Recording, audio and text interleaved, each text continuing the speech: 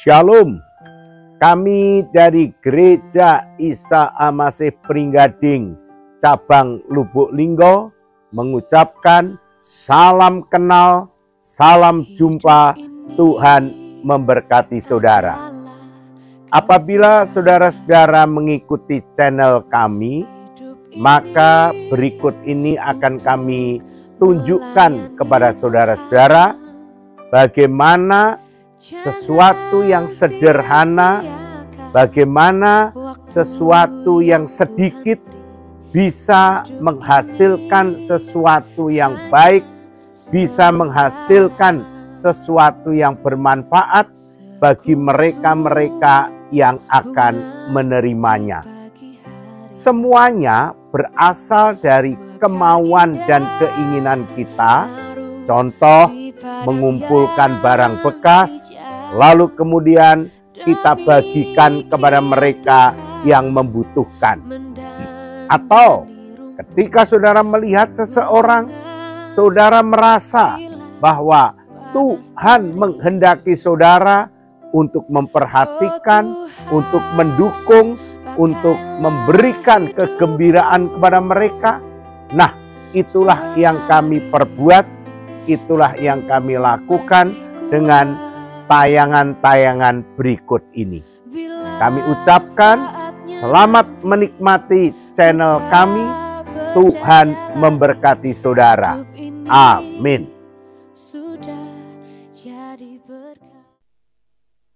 Pada bulan November kemarin, seperti biasanya saat petang hari kami selalu membersihkan halaman depan gereja. Lalu lewatlah seorang bapak yang sudah berumur sambil membawa kantong plastik. Dorongan kasih Allah yang kuat membuat kami menyapa lalu berbincang dengan bapak ini. Rumahnya lebih kurang 3 km dari gereja Isa Al-Masih. Dalam perbincangan kami, terungkap kalau bapak ini menjadi pemulung untuk kebutuhan keluarga. Puji Tuhan, sejak 1 minggu yang lalu, kami senantiasa mengumpulkan barang bekas, kardus, atau karton.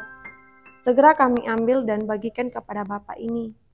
Dari hal ini, pelajaran yang dapat diambil adalah mungkin kita tidak bisa memberi uang, tidak bisa memberi hal-hal yang lebih berharga, tetapi marilah kita kumpulkan barang bekas yang layak untuk dijual. Mari kita bagikan secara cuma-cuma kepada mereka yang membutuhkan. Murah meriah, produktif, hasilnya adalah kebaikan.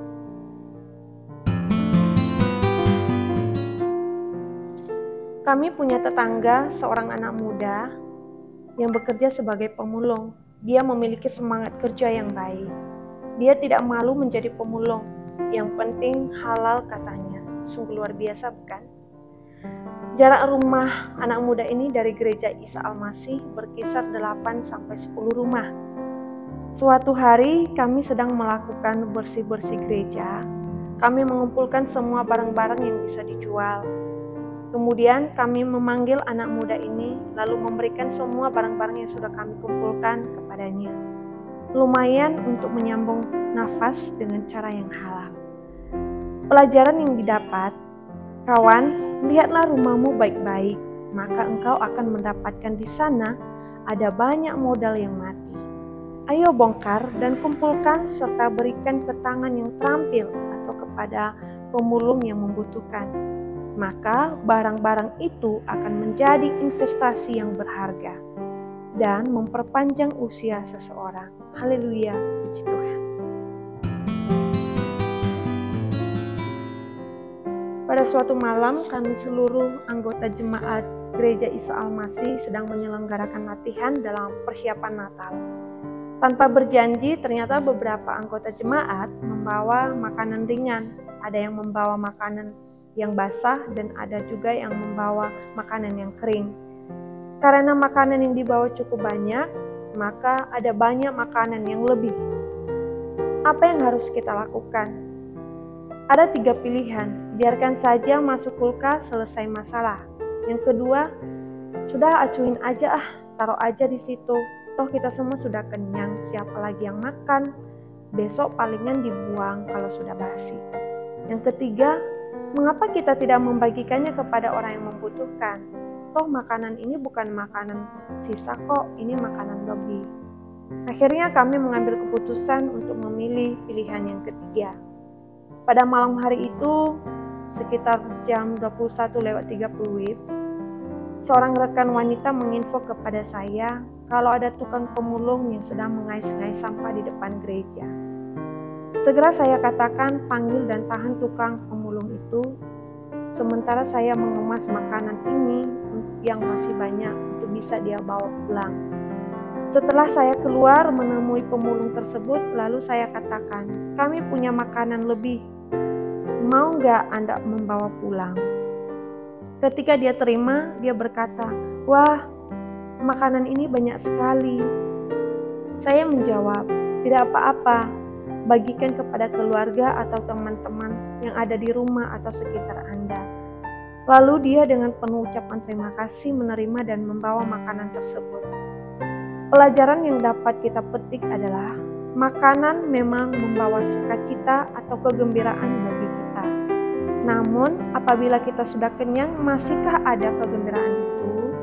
Nah, saatnya berbagi gembira kepada mereka yang masih lapar dan dahaga. Tuhan Yesus memberkati. Seperti biasa, setiap hari, setiap pagi pada pukul 5 sampai pukul 6, kami biasa bangun berkumpul dan berdoa bersama.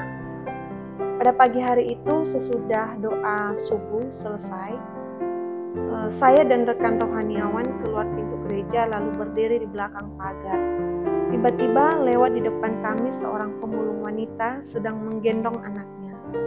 Segera kasih Tuhan Yesus menggerakkan hati kami untuk memanggil dan menahan langkah kaki mereka dan mengundangnya masuk.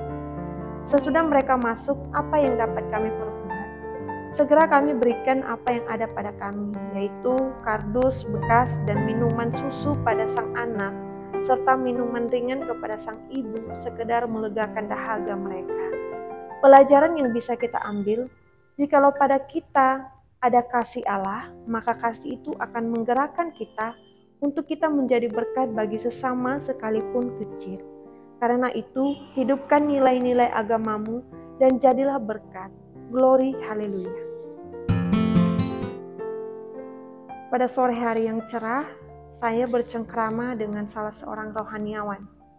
Tiba-tiba di depan gereja lewatlah seorang tukang becak yang sudah tua. Hati kami bergetar dan kasih Allah meliputi kami. Maka kami panggil tukang becak yang tua ini, dan tanpa basa-basi kami memberikan apa yang dapat kami berikan. Tampak wajah yang keriput sedikit ceria dan berkata, terima kasih Pak Pendeta. Ketika dia mendorong becaknya tampak berat, maka saya katakan, naik Pak, saya yang dorong. Hari ini lengkaplah aksi sosial itu secara tuntas. Pelajaran yang dapat diambil, jika Anda mau menyenangkan seseorang, senangkan secara tuntas sesuai kemampuan. Tuhan Yesus memberkati.